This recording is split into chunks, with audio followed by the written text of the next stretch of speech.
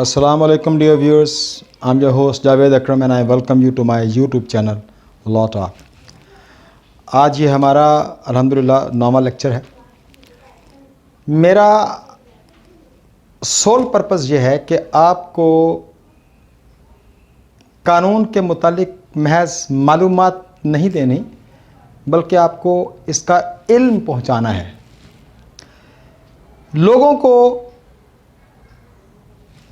कानून के शोबे में कोई शुद्ध-बुद्ध नहीं होती। हम भी अभी सीख रहे हैं। मैं खुद तिफ़्ल मकतब हूँ, मुझे भी कोई कानून की इतनी समझ नहीं है और मेरी प्यास दिन ब दिन बढ़ती ही चली जा रही है। तो मुझे बहुत इस बात की फ़िक्र होती है कि कानून का कोई शोबा जो है मुझसे रह ना जाए पढ़ने से, समझने से। लेकिन जहाँ तक भी क़ुव्वत बशरी के मुताबिक मैं जा सकता हूँ, मैं कोशिश करता हूँ। तो सबसे जो मेरा जो बर्निंग पैशन है वो ये है कि आप तक नॉलेजफुल गुफ्तगू आपके साथ की जाए इन रिस्पेक्ट ऑफ लॉ।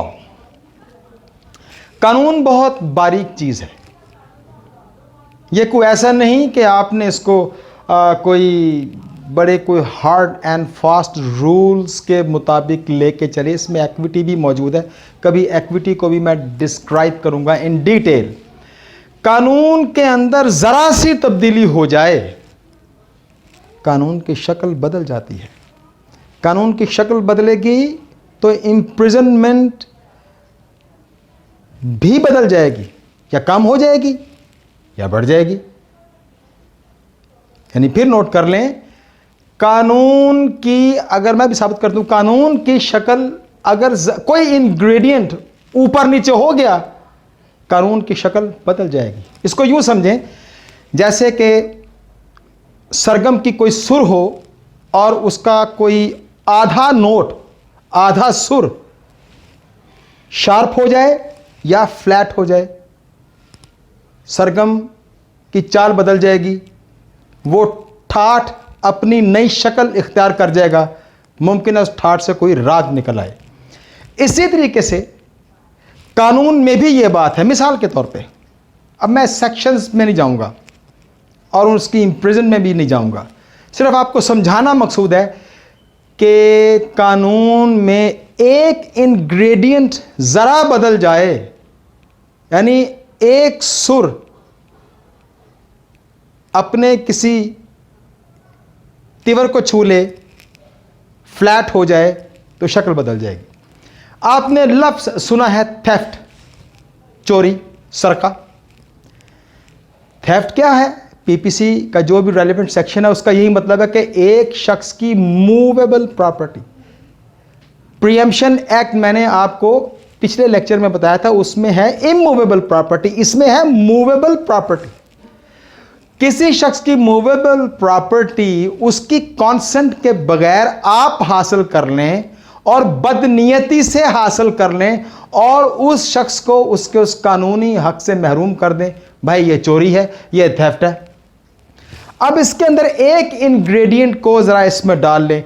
अब वो थेफ्ट नहीं रहेगा, वो सरका नहीं रहेगा, वो इस्तेहसाल बिल जब्र बन जाएगा, वो एक्सटॉर्शन बन जाएगी। वो कैसे? वो ऐसे कि आपने जिस शख्स की चोरी, आपने माफ़ कीजिएगा, कोई ऑफेंडर जो उसने थेफ्ट करना है, थेफ्ट की इंटेंशन से किया है, वो शख्स जिसका आपने मूवेबल प्रॉपर्टी, किसी शख्स ने मूवेबल प्रॉपर्टी बदनीयती से उसे छीननी है, उसको महरूम करना है, उस शख्स को ऑफेंडर खौफ की हालत में ले आए और उसको डिसऑनेस्टली इंड्यूस करे कि इस मूवेबल प्रॉपर्टी को फलां शख्स के पास दे आए, या ये कागज है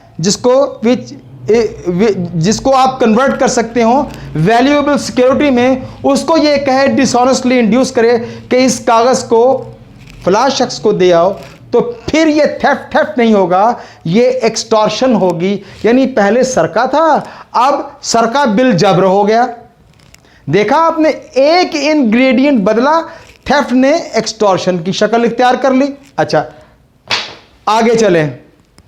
यही थेफ्ट या यही एक्सटॉर्शन जिस बंदे के ऊपर ऑफेंडर ने ये अपनी नीयत के मुताबिक अमल करना है, उसको ऐसा खौफ तारीक कर दे कि तुझे मौत आ जाएगी या तुझे कोई जिस्मानी जो है वो कोई तकलीफ होगी या तेरा कोई रास्ता गैर कानूनी तौर पर रोक दिया जाएगा और उसके ऊपर खौफ और मौत तारीक कर दे, अगर इस तरीके से वो उसने ये वाला काम किया तो फिर ये क्या होगा?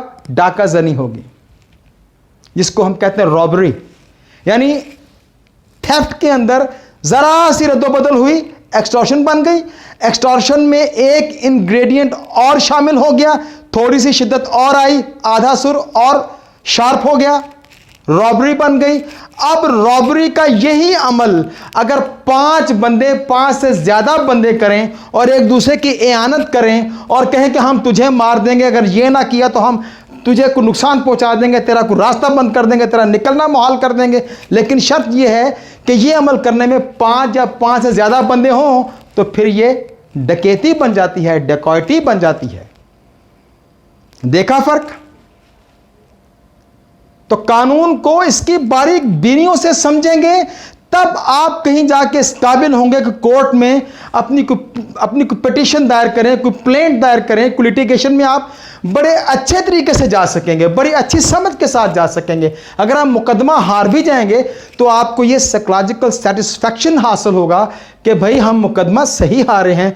आपको कम से कम ये वाला कन्फ्यूजन नहीं रहेगा, कहीं ऐसा तो नहीं कि मेरे साथ ज्यादती होगी, कहीं ऐसा तो नहीं कि कानून कुछ और था, मामलात कुछ और थे और मेरे साथ कोई डिसेप्शन हो गई, कोई ड्यूपरी हो गई, कोई धोखा हो गया, मेरे साथ भी कोई डिसऑनेस्टी हो गई।